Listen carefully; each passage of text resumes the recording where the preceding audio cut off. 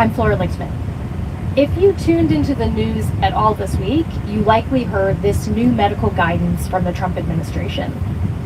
Acetaminophen, is that okay? Yes. Which is basically commonly known as Tylenol, during pregnancy can be associated with a very increased risk of autism. So taking Tylenol is not good. You may have also heard the backlash to this advice from many experts who disagree and worry about the risks of avoiding Tylenol during pregnancy. And then there are concerns coming from the autistic community around the narrative that autism is inherently bad, a scourge that needs to be eliminated. And there are concerns that moms are being blamed for having autistic children. There's a lot to unpack about genetics, about vaccines, but today I want to focus on the acetaminophen piece. If I saw these headlines while I was pregnant, I would want the nitty-gritty, where this idea came from and what exactly researchers have found. So today we are digging into the details with an epidemiologist who led one of the largest peer-reviewed studies looking at this exact question. What do we know about the link between acetaminophen and autism? Dr. Brian Lee is an epidemiologist at Drexel University and the senior author on a paper in JAMA about acetaminophen use during pregnancy and children's risk of autism and other neurodevelopmental outcomes. Brian, welcome to Science Friday. Hi, thank you for having me. So this Tylenol linked to autism claim, didn't come out of nowhere. You have looked at this association yourself. What made you decide to study this in the first place? Well, acetaminophen is one of the most widely used medications in the world, and I think it is proper to question whether or not a medication during pregnancy is going to be safe. Our team looked at the available evidence, and basically there are methodological limitations to the existing evidence that our study wanted to overcome. Before we get into your study, what was the available evidence? Because the fact sheet provided by the administration cites this review article, for example, from the Journal of Environmental Health that looks at over 40 studies and finds over half of them show this association between. I did one of those authors on the show, by the way, and she declined. But can you tell me a little bit about this review and what your reservations were about the evidence? Sure. So this review, it's important to know it's just a new look at old existing studies. And they looked at somewhere over 40 studies of acetaminophen use and various neurodevelopmental outcomes. And the conclusion they came up with was that based on the available evidence, acetaminophen use during pregnancy was associated with increased risk of autism. The problem, however, is that association is not causation, right? Right. Okay, let's talk about the study that you did. What was your approach to this question? Yeah, so our study relied on looking at medication, and we also had prescription drug records available. And then we also had the sort of electronic health record, but there's a couple missing pieces here, right? Like, the reason you take acetaminophen is, like you have a headache, you have an infection, fever, pregnancy pain, stuff like that, right? Is it going to be captured in data sources? Our data, for example, only captures receipt of clinical services. So if you just have a random headache, you're not necessarily going to go into the hospital to get that checked out, right? So you don't know why people are taking the Tylenol? Not necessarily, right? You can try and adjust for statistical differences with the data you have. But if you don't have data on something, you can't adjust for it or account for it, okay? Mm-hmm. And so these indications for use of acetaminophen, migraines, headache, infection, fever, these sorts of things, incidentally, are associated with increased risk of autism. So there's already a possibility right there that it's not necessarily the acetaminophen that is increasing risk, but the reason you're taking it. Okay, let's see if I can sum that up. So one of the reasons why doing these epidemiological studies to try to untangle this link is one of the reasons it's difficult to do them is that you don't have data on why people are taking the Tylenol. And the reason people might be taking the Tylenol also could be a risk factor for the outcomes that you're looking at. Exactly. So it basically comes down to this. What you want is an apples to apples comparison. This comparison. And this makes it challenging to look at the effects of acetaminophen heritable. Interestingly enough, mom's genetic risk for neurodevelopmental disorders like autism and ADHD has also greater pregnancy pain, headaches, migraines, more use of pain relief medications, and in fact, more use of acetaminophen. So if your genetic profile makes you more. And I should mention the elephant in the room that people don't often talk about in these studies is genetics, right? So autism and other neurodevelopmental disorders, they are highly heritable. Interestingly enough, mom's genetic risk for neurodevelopment, more use of pain relief medications, and in fact, more. If your genetic profile makes you more because of genetics alone, or pain in your pregnancy, that you might treat then with Tylenol. Right, so you can see this is a really isolate out the independent effect of acetaminophen, if there is one, right? But you have all of these other factors at play here. And but the basis of these studies, they usually do not have genetic information. We didn't either, but we were able to get around with a statistical approach. I think that's kind of interesting. So we actually have the entire population of Sweden at our disposal. We have family units where we can go and look for the families where there were one sibling who was and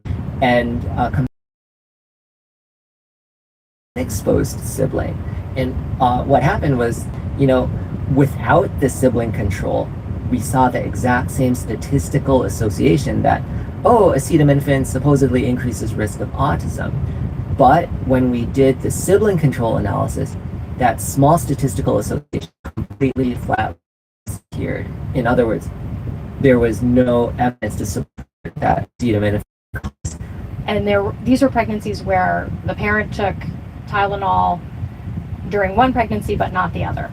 And then you compared to see, did those kids who were exposed to Tylenol, in utero, did they have a higher likelihood of having autism than their sibling? And the answer was no. Exactly, because if acetaminophen really does cause autism, then the sibling who is exposed to it should have a higher probability of autism than the sibling who is not exposed, right? Right. One of the findings of the review study cited by the administration is that it looked like dose mattered, that prolonged use of Tylenol in pregnancy, taking Tylenol for over 4 weeks resulted in this stronger association with autism. Is that evidence of causation? This is one of those things where you could potentially look at it two different ways. Like, if you take it for longer, that's this clear dose. Why are you taking it for longer? It's because you have more infection, you have more pregnancy pain, you just have more of that health condition, right? So yeah, it's not, in my opinion, it doesn't strongly support the argument for causality. How would you counsel a pregnant person in your family? We know there are risks of not treating fevers during pregnancy, and at the same time, anyone who's been pregnant knows that so much of pregnancy is navigating these uncertainties. So what would you tell them? And do you think there's any reason for caution around using Tylenol when you're pregnant? I think caution is warranted for everything, right? Like, just because walking on the street is safe, statistically safe, doesn't mean you shouldn't keep your eyes open and watch out for the banana peel, right? But bringing it back to acetaminophen, the strongest and best evidence can be acetaminophen has a known liver toxicity issue, right? And so, long story short, the evidence to date suggests no causal effect of acetaminophen on autism, and folks can do with that what they will. I think that's the perfect place to leave it. Thank you for joining us today, Brian. All right, thank you. Dr. Brian Lee is an epidemiologist at Drexel University who studies maternal medication use during pregnancy and child neurodevelopmental outcomes. I know this is a conversation that is so personal for so many of us, and that there's so much misinformation around neurodivergence, which is why we want to keep covering this on Science Friday. And we like you in this conversation. What questions do you have about the science of autism? Call us 877-4-SciFri. Today's episode was produced by Rasha Aridi and D. Peter Schmidt. But a lot of folks help make this show happen every single week, including Jordan Smudgick, Emma Gomez, Valissa Mayers, Santiago Flores. I'm Flora Lichtman. Thanks for listening.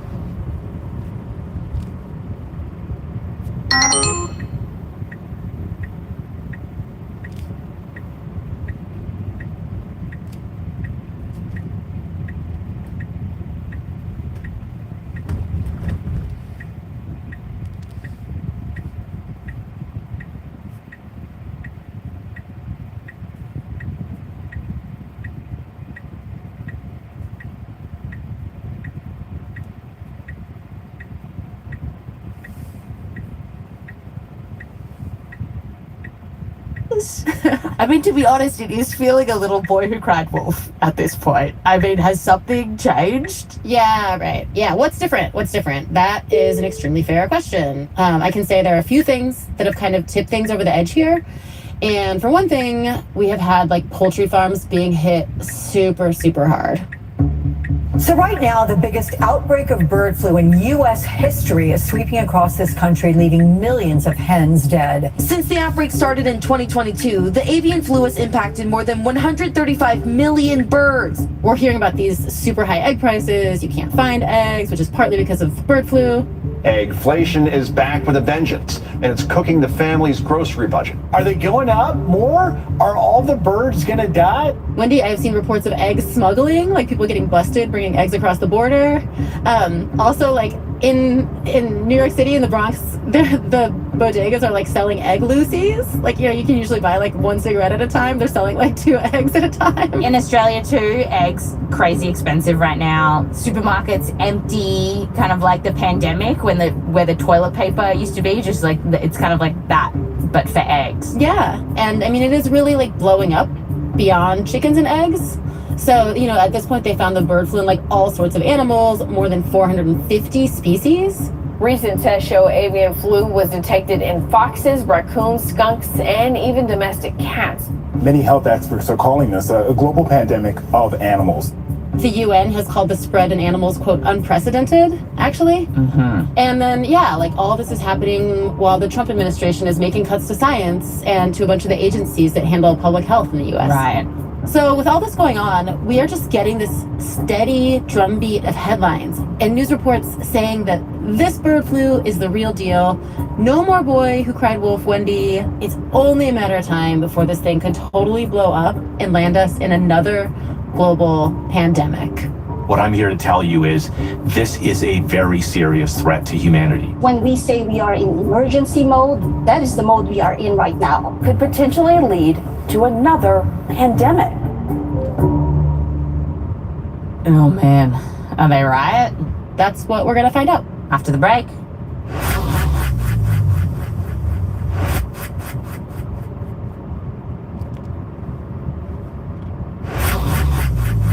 Welcome back. Today we're talking about bird flu. Blythe is about to tell us if this is going to be the next pandemic. Okay, yeah, so I want to start actually by talking about why exactly this bird flu scares the crap out of us so much. Okay. And a huge reason is that generally speaking, this type of bird flu, H5N1, can be really deadly for humans. Like, some of the warnings out there say that if we do get a bird flu pandemic, it could kill 100 million people. Why do they think that? Yeah, so there's a couple of reasons, right? So, you know, if you look at past flu pandemics, like often a lot of people get sick, and this flu has a really high fatality rate. So when humans get this kind of bird flu, it tends to kill 50 to 60% of the people who get it. And, you know, with the caveat that there are some people who get bird flu and we don't know about, so maybe that death rate is a little high. But still, I mean, over the past few decades, on and off, about 1,000 people have been diagnosed with this H5N1, and about half of them have died. Whoa. And so how exactly are people dying from bird flu? So when bird flu gets like really bad in a person, they can get this terrible fever, they can't breathe, they might go into respiratory failure, and sometimes their organs will fail too. They can get inflammation in their brain. It can be really bad. So bird flu has been going around for a while now, every now and then killing people over the last 20 years. What's been happening recently? So over the years, there's been all these different types. And I mean, I've been talking about H5N1, sort of this umbrella type. But then several years ago, something changed the game here. So H5N1 has been making virus babies, let's call them. Each one a little different. These are different clades. Clades is what they're called. And then this one called 2344B popped up. 2344B. It's called. I didn't realize that when they started calling those coronavirus variants Delta and Omicron that they were being all fancy with us. Yeah, I know.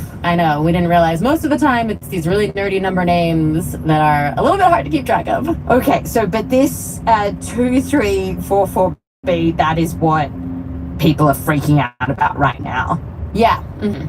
And I mean, that's because when it started showing up in wild birds, it was clear that something was really different about this guy. Okay. I talked about this with Seema Lakdawala, who is a virologist at Emory University. And so Seema came across this because she works with other nerds who monitor bird flu like worldwide. And she remembers first hearing about this virus from some other scientists out of the UK.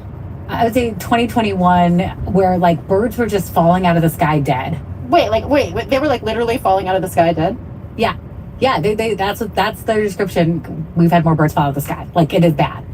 I actually watched a video of this bald eagle with bird flu, and it's like flying down to the ground, and it stumbles, and it like can't really land, and it's trying to walk, and it's going around in circles, and it's just like shaking its head all over the place. Gosh. It's really sad. And so scientists are seeing all these awful deaths in birds. And of course, what can happen with bird flu is that it moves with the birds, who also move.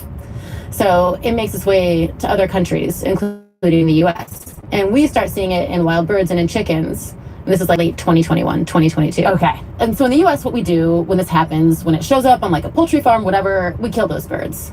And we are killing millions of birds, which is definitely like one thing that can make eggs more expensive, right? You got fewer birds, you get fewer eggs. Right. So overall, as this happens though, when it first kind of pops up, it's not ringing like huge alarm bells for humans, right? Like it's crappy, but we're kind of used to bird flu and birds. Right.